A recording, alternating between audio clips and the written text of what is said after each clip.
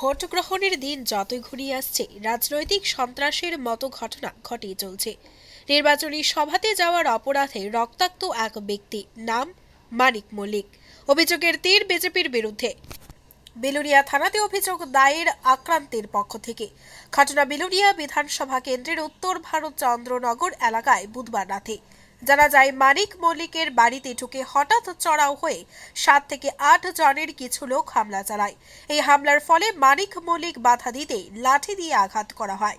পরিবারের লোকজনের চিৎকার চেঁচামেচিতে ছুটে আসে পাড়া প্রতিবেশীরা। তাদেরকে দেখে হামলাকারীরা পালিয়ে যায়।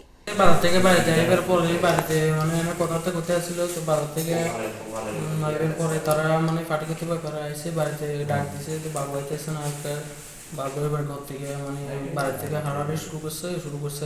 বাবুর নাম কি? তোমার বাবুর নামটা হচ্ছে মানিক মল্লিক। হ্যাঁ, বাড়ি উত্তর ভারত চন্দ্রনগর। হ্যাঁ, কি হয়েছিল? তো এবার বাড়ির মধ্যে আইসে আর তোমার 10-8 জনের মতো আইছিল। আইসে আর তোমার ফাড়াফাড়ি শুরু করছে, পার্টিতে গিলে গেছে, মিছিলে গিলে গেছে, এটাই শুরু করছে। এটাই শুরু হওয়ার পরে ফাড়াফাড়ি করতে আছে, বাড়িতে কারেন্টের লাইন টাইন যা আছে সব ছিঁড়ে লাগছে। ছিঁড়া এরপরে এবার মানে ফাড়াফাড়ি শুরু করছে, কোনটা আইয়া মানে কূপ মাইরা সবটি ফালা দিয়ে গেছে।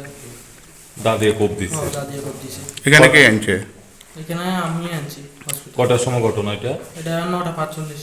এই যে থানাতে জানানো হয়েছে, জানানো হয়েছিল। পুলিশ আসছিল। আসলে 5-7 জন কে গিয়েছিল?